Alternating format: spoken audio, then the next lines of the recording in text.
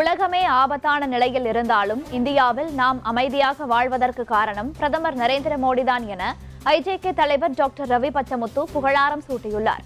தேசிய ஜனநாயக கூட்டணி சார்பில் பல்லாவரம் தொகுதியில் போட்டியிடும் ஐஜேகே வேட்பாளர் வழக்கறிஞர் வெங்கடேசனை ஆதரித்து ஐஜேகே தலைவர் டாக்டர் ரவி பச்சமுத்து அஸ்தினாபுரம் பகுதியில் பரப்புரை மேற்கொண்டு இரட்டை இலை சின்னத்திற்கு வாக்கு சேகரித்தார்.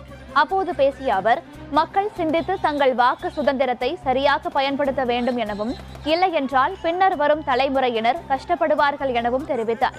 புரட்சித் தலைவர் எம்ஜிஆர், புரட்சித் தலைவி ஜெயலலிதா, புரட்சி தமிழர் எடப்பாடி பழனிசாமி ஆகியோர் ஆட்சியில் மேற்கொள்ளப்பட்ட மக்கள் நலத் திட்டங்களை பட்டியலிட்டு ஐஜேகே தலைவர் டாக்டர் ரவி பச்சமுத்து வாக்கு சேகரித்தார். புரட்சி தலைவர் செய்த ஆட்சியும் சரி, கொண்டு வந்த திட்டங்களும், இன்று இத்தனை கல்வி சாலைகள் இருக்குதே, இத்தனை கல்வி கூடங்கள் இருக்குது இல்லையா, நீ தமிழ்நாட்டுக்கு எப்படி வந்தது? நல்லா நம்ம யோசிச்சு பார்க்கணும். புரட்சி தலைவரின் திட்டம் கல்வி திட்டம்.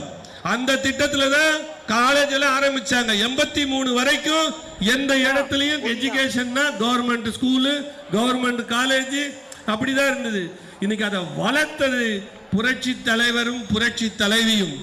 ஏன் சொன்னீங்கன்னா, அதை வைத்து தான் இத்தனை ஐடி கம்பெனிகள் இங்க வந்திருக்குது தமிழ்நாட்டுக்கு. ஏன் இன்னைக்கு டிசிஎஸ், இன்ஃபோசிஸ், நீங்க எந்த நிறுவனமாக இருந்தாலும் ஏன் வந்தது நம்ம சிந்திச்சு பார்க்கணும். ஏன்பா எல்லாம் படிச்சுட்டு நம்ம அமெரிக்கா வராங்க, லண்டன் வராங்க, ஆஸ்திரேலியா வராங்க, சிங்கப்பூர் வராங்க. ஏன் வர்றாங்க? எங்கிருந்து வராங்க? எறும்பு புத்துல இருந்து வர்ற மாதிரி வராங்கன்னா தமிழ்நாட்டில் இருந்து வருகிறார்கள் என்றால் அதற்கு காரணம் புரட்சி தலைவரும் புரட்சி தலைவியும் கண்டெடுத்த அந்த ஒரு திட்டம் தான். அதுக்கு நம்ம நல்லா யோசிச்சு பார்க்கணும். அதுக்கப்புறம் பாத்தீங்கன்னா எடப்பாடியாரும் கல்விக்கு முக்கியத்துவம் கொடுக்கிறார். கல்வி மட்டுமல்ல, இன்னைக்கு மருத்துவ கல்லூரிகள் அவர் அந்த 4.5 வருஷத்துல எத்தனை மருத்துவ கல்லூரிகள் கொடுத்திருக்காருன்னு அவர் சொல்லியிருக்காரு. பாத்தீங்களா? கிட்டத்தட்ட 20 மருத்துவ கல்லூரிக்கு மேல கொடுத்திருக்கிறாரு.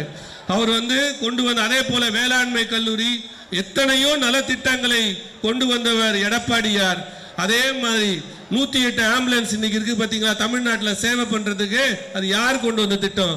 அண்ணன் அன்புமணி கொண்டு வந்த திட்டம். அது மட்டும் இல்ல, அதே மாதிரி பப்ளிக் பிளேஸ்ல ஸ்மோக் பண்ணக்கூடாதுன்னு சொன்னது யாரு? அண்ணன் அன்புமணி கொண்டு வந்த திட்டம். இன்னைக்கு அவர் ஒவ்வொரு இடத்துலயும் போய் பிரச்சாரம் பண்ணிட்டு இருக்காரு. நீங்க நல்லா உத்து கவனிச்சீங்கன்னா தெரியும், மக்கள் நலனை தவிர வேற எதையும் யாரும் இந்த கூட்டணியிலே பேசுவதற்கு தயாராக இல்லை.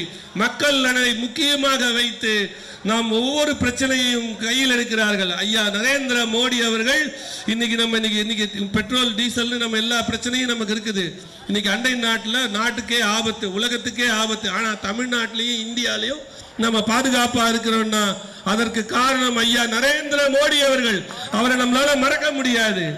அவங்க ஒவ்வொரு திட்டங்களையும் நல்லவங்க ஒரு நல்லா சேர்ந்து பண்றாங்கன்ற போது நம்மால் முடிந்த ஒன்று, உங்களுக்கு கொடுத்திருக்கின்ற சுதந்திரம் வாக்கு சுதந்திரம். அந்த வாக்கு சுதந்திரத்தை சரியாக பயன்படுத்த வேண்டும்.